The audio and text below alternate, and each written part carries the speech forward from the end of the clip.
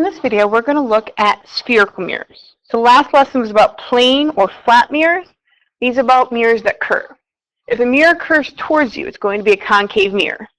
You can remember that because it's like looking into a cave. Concave mirrors. All right. Now, if a mirror curves away from you, it's going to be a convex mirror. So this is me, and it curves away from me. That's a convex mirror.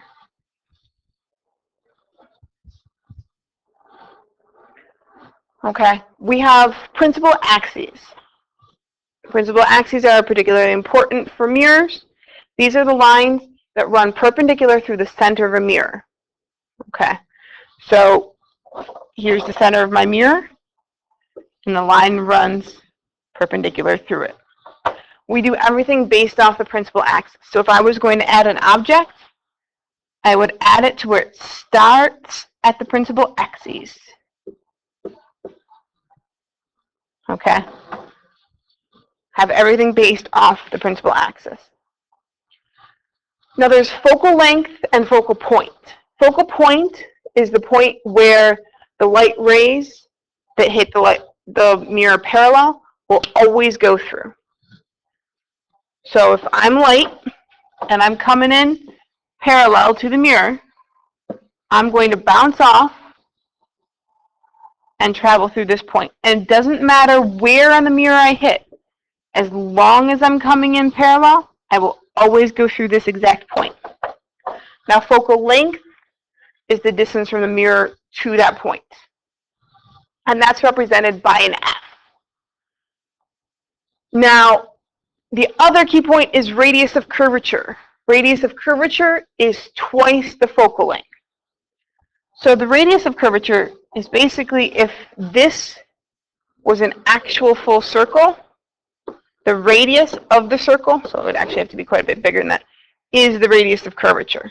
And the focal length is half that. Now, radius of curvature is represented by an R or a C. Okay? And if your object happens to be located at the radius of curvature, then it's going to be the same size. The image and the object will be the same size, also known as your magnification is 1. Okay, with virtual mirrors, they were always that way. With concave and convex, it happens at the radius of curvature, okay, which is twice your focal length. We've already discussed real and virtual images. Plane mirrors only had virtual. Certain spherical mirrors can produce real images, images that actually exist. All right, so there's certain constructs and ways that we look at things, okay? We want to describe our image. That's really the key point of all this. If my object is virtual, it's going to appear behind the mirror, okay? So if this is, sorry, the image. If the image is virtual, it's going to appear behind the mirror. So if that's my object and my image appears behind it, then that's virtual, just like your bathroom mirror. We'd like to describe whether the object is upright or inverted. Is it going to be upright or upside down? If the light meets below the principal axis, it's going to be inverted. If the light meets above, it's going to be upright. Okay, and we like to say whether the image is larger or smaller. If the magnification is greater than 1, it's larger. If the magnification is less than 1, it's smaller. And if it's equal to 1, it's the same size. Okay? So if the image is smaller, if the light meets closer to the axis, it's going to be smaller. Now I want you to really think about this and listen hard, because once you get this, it's so easy, but you have to get it. All right. There are 2 rules that you use when doing lens diagrams. Lens diagrams have 2 lines involved. The first rule and the first line is that any light coming in parallel will reflect through the focal or based on the focal. So light coming in parallel will go out through the focal. Okay? Now, so that's rule number 1. Rule number 2, and don't write yet, because still listen. Any light that comes in through the focus or based on the focus, okay, is going to come out parallel. So lines that go in parallel will go out through the focus. Okay, so if I have this object here and I have light coming in parallel, it's going to bounce off the mirror through the focal. Okay, if I have a light coming in from the focus, now I'm going to have it touch this tip of the object, but it's also going to touch the focal point. Okay, and it's going to keep going until it hits the mirror. So if the mirror was a little bit bigger, it would hit there. And then it bounces off parallel. So any line, the blue line, that goes in parallel will go out through the focal point. Any line that comes in through the focal will go out parallel. And those are your 2 lens diagrams requirements. You want a light coming in parallel, out focal. Line in focal, out parallel. Okay. Now, I'm going to show you why that's so powerful and awesome and cool. Yeah. Roll your eyes at me.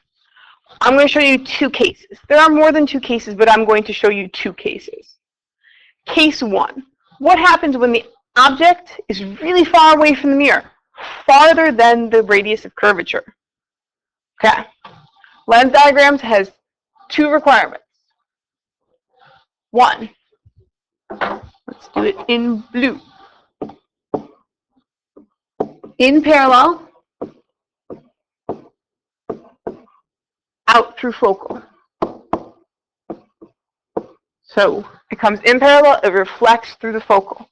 So if I start at the tip of the object, and I make my line go in parallel, it's going to reflect off through the focal point. Okay? Line 2. It's going to go in focal, out parallel. So I start at the tip of the object, and I say, all right, where's my focal point? That's here. Connect them, and continue on until we hit the mirror, and then bounce off parallel. Okay, that line's a little off. Let me fix it. Sorry about that. This is kind of drawing straight lines. We're not all good at that. Okay, so where those 2 lines meet, okay, they met here at the top of the object. So where they meet is the top of the image. Okay, so if I was to describe this image, I would say it is real because it's in front of the mirror. If it was virtual, it would be behind the mirror. But it is in front of the mirror, so it's real. Would I say the image is upright or inverted? Well, do the lines meet below the axis? Yes, they do, which means it's inverted.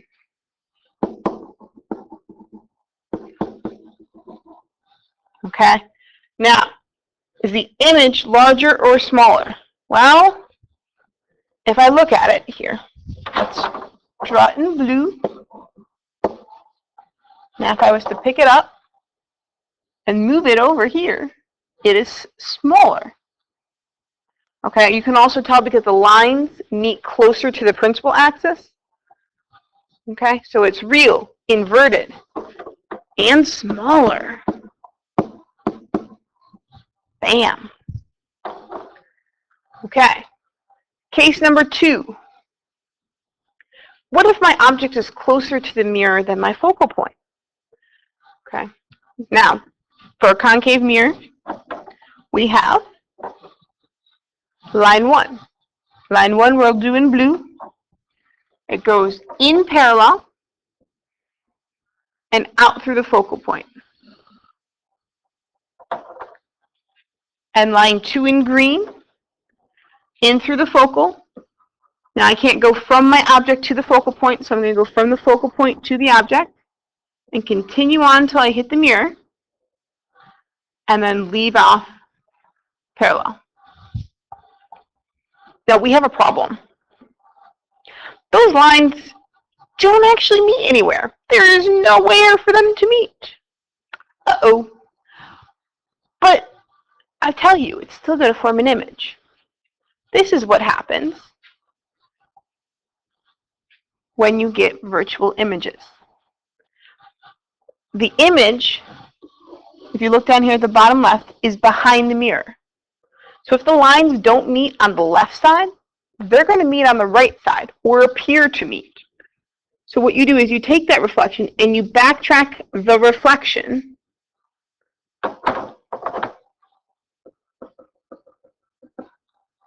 and where it meets behind the mirror is where the image appears to be. And that's how you make virtual images. So the lines appear to meet behind the mirror. So it's going to be virtual.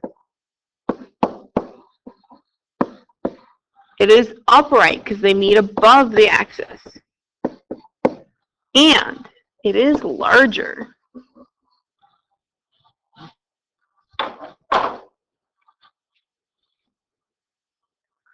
All right, convex mirrors, they're not so vexing, but sometimes they are vexing. Convex mirrors really only have one case, and this is because of the way they are curved. The focal point on convex mirrors are always on the far side from the object, okay? So there is no way to actually go in through focal. So we have to go in based off of the focal. All right, so if we can't actually hit the focal point, then we just have to kind of pretend it's there and reflect based off of it. All right, so first line, in parallel. Now, convex mirrors are curved like this. So if a light hits it, it's going to bounce off away. It's going to disperse. So it goes in parallel and out focal. It's going to go off based on the focal point. Okay? So the dotted line is what the light doesn't actually do. The solid line is what the light actually does. Okay? That's line 1. Line 2, in focal, out parallel. Now, I can't make it all the way to the focal point, right? But I'm going to give it my darndest. So I'm going to head in as if I could have hit that focal point. But I can't. It's sad. And if I go in focal, I bounce off parallel. Now these two lines obviously never meet on the left side. And convex will never meet on the left side. But you follow their reflection back behind the mirror. Okay? So just like that convex where you kind of did the dotted line back behind, you do the same thing here. So convex mirrors are vexing because you can never actually hit that focal point. You gotta do everything as if you could, but you can't. Okay? So, convex, is this real or virtual? It is behind the mirror on the opposite side of the object, so it is virtual. They meet above the axis, so it is upright. And they meet closer to the axis than the object did, so it is smaller.